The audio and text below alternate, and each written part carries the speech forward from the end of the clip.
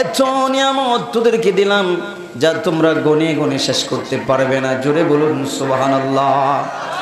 আমরা যদি আমাদের বডির দিকে তাকাই, আমাদের বডিটা আল্লাহর দেওয়া একটা নিয়ামত। কথা বলেন, আওয়াজ দিয়ে বলেন।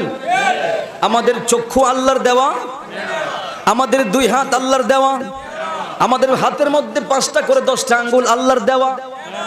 এত নিয়ামত আল্লাহ দিয়েছেন। সর্বোপরি আমাদের হায়াতটা হচ্ছে আল্লাহর দেওয়া নিয়ামত, আমাদের মরটা আল্লাহর দেওয়া নিয়ামত। আমাদের সন্তান বিয়ে করেছি 10 বছর পরে, 15 বছর পরে আল্লাহ আমাকে সন্তান দিয়েছেন, এটা আমার জন্য নিয়ামত। আল্লাহ আমাকে সম্পদের মালিক বানিয়েছেন, আমার জন্য নিয়ামত। এত নিয়ামত চতুর্দিকে আছে, কিন্তু আল্লাহ কোন নিয়ামতের কথা আপনি আমাদেরকে বলছেন? এত নিয়ামত দেওয়ার পরেও আমরা তো জানি আপনি আমাদেরকে নিয়ামত দিয়েছেন, এত নিয়ামত দেওয়ার পরেও কোন নিয়ামতের কথা আপনি বলছেন? আল্লাহ বলে, বান্দারে আমি এই নিয়ামতের কথা বলি নাই, এমন নিয়ামতের কথা তোমাদেরকে বলেছি। ইসবা'আসা ফীহিম রাসূলা। আল্লাহু আকবার।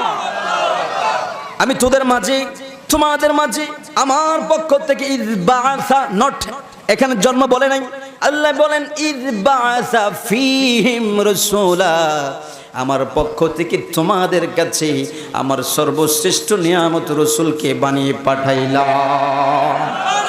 এই নিয়ামত মুনাফিককে আল্লাহ দেয় নাই, কোন কাফিরকে আল্লাহ দেয় নাই, কোন বেঈমানকে আল্লাহ দেয়নি। আল্লাহ বলেছেন লাকাদ মান্নাল্লাহু আলাল মুমিনিন, যারা আল্লাহ মানবে, রাসূল মানবে, তারাই হচ্ছে মুমিন। কথা বলেন।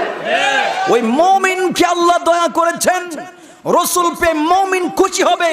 তোর ছেলে তোর জন্য নিয়ামত নয়, তোর মেয়ে তোমার জন্য নিয়ামত নয়, তোমার সম্পদ তোমার জন্য নিয়ামত নয়, সবকিছু আমি আল্লাহ দিলাম, আমি আল্লাহর পক্ষ থেকে, কিন্তু নিয়ামত হিসাবে সর্বশ্রেষ্ঠ নিয়ামত আমার রাসূল দিলাম। জোরে বলুন।